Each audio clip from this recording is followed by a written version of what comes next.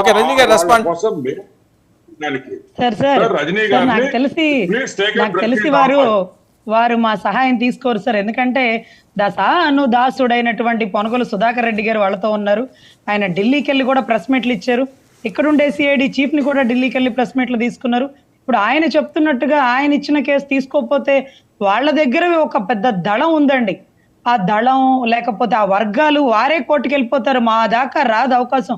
ఈరోజు మారు మనసు పొందినటువంటి మా ఎమ్మెల్సీ అన్న మాట్లాడుతుంటే అరే నిజంగా అన్యాయం జరిగిపోయిందేమో, నేను మాట్లాడాలి, నా గొంతుకు విప్పాలి, న్యాయవాదిగా నా వృత్తి నేను నిర్వహించాలనిపిస్తుంది. తర్వాత చూస్తే వెనకాల ఉండే ఆంధ్ర అజిత్ మా రాంబాబు అన్న కనపడుతున్నాడు. ఆ తర్వాత అనిల్ కుమార్ యాదవ్ అన్న కనపడుతున్నాడు. వీళ్ళు ఎవరు గెలవలేదు కదా, గెలవని వాళ్ళు అసెంబ్లీకి ఎందుకు వచ్చి ధర్నాలు చేస్తున్నారు?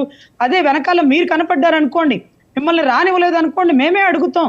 మీరు మాట్లాడకపోని అసెంబ్లీలో కూర్చునే అవకాశం కల్పించారు కదా. చెప్పండి.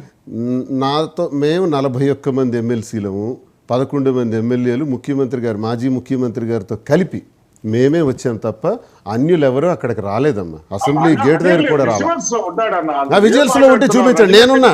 నేను ఉంటాను విజువల్స్.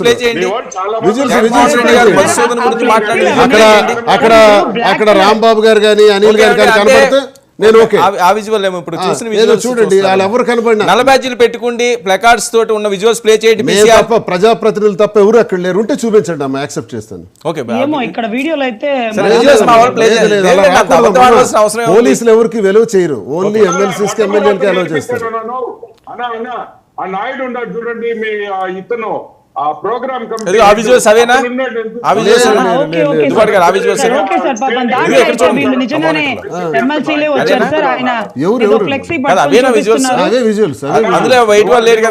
అందులో బయట వాళ్ళు ఎవరు లేరు. నేను కూడా ఉన్నాను, బయట వాళ్ళు ఎవరు లేరు. అలాంటి పరిసర ప్రాంతాల్లో ఆయన బ్లాక్ కలర్ కండవా కప్పుకొని ఆ చేతిలో ఉండే కాగితాలు పట్టుకొని ఆ మాదిరిగా అసెంబ్లీలోకి నాట్ అలౌడ్ సార్.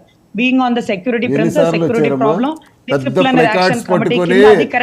ప్లకార్డ్స్ పట్టుకొని కౌన్సిల్లో అసెంబ్లీలో ప్రదర్శించేటప్పుడు మేము ఊరుకున్నాం కదా. మా స్పీకర్ మీదకి చింపేసి, స్పీకర్ మీదకి కాగితాలు చించేసి ఇసిరేసినప్పుడు, స్పీకర్ అవమానపరిచినప్పుడు చూసాం కదా. ఏమనలేదే. సరే మీరు ప్రజాస్వామ్యం మీరు చేశారు అనుకున్నామే తప్ప ఎందుకు మీరు అక్కడే ప్రింటింగ్ చేసుకుని సొంత లోపలికి తీసుకొచ్చి ప్రదర్శనలు చేశారు. అమరావతి కాన్సెప్ట్ లో మాట్లాడిన అమరావతి కదా, ప్రతి సబ్జెక్ట్ లో కూడా ప్రదర్శన చేశారు ప్లకార్డ్ తో. ఆ కాగితాలు చించి స్పీకర్ విసిరారు. ఆపేసి గుర్తుంది ఇప్పుడు గుర్తొచ్చిందన్న. పోడియం పైకెక్కి కొడాల నాని గారు, వల్లభనేని వంశీ గారు అవన్నీ కెమెరాలు పగల కొట్టి షరీఫ్ గారిని భయభ్రాంతులకు గురి చేస్తున్న తరుణాలు ఇప్పుడు మాకు గుర్తొచ్చినాయి మీరు చెప్తుంటే.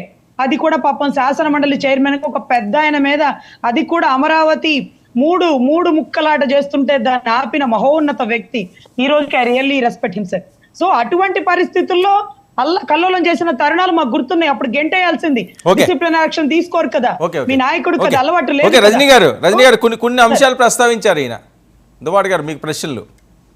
అవును సార్. ఇప్పుడు ఆయన చెప్పిన దాని ప్రకారం ఆయనకి ఈ రోజు ఏదైతే ఫోన్స్ చేస్తున్నారో ఆ ఫోన్స్ ఎవరైనా ఒకటి గుర్తుపెట్టుకోండి సార్, అరిచే కుక్క కరవదు, కరిగే కుక్క అరవదు అంటారు. కాబట్టి పాపం మీలాంటి నాయకుల్ని చంపేసే అంత శక్తి సామర్థ్యాలు ఎవరికి లేవు. కాబట్టి ఏదో వాళ్ళ సాటిస్ఫాక్షన్ కోసం పొడి చేస్తున్నారు.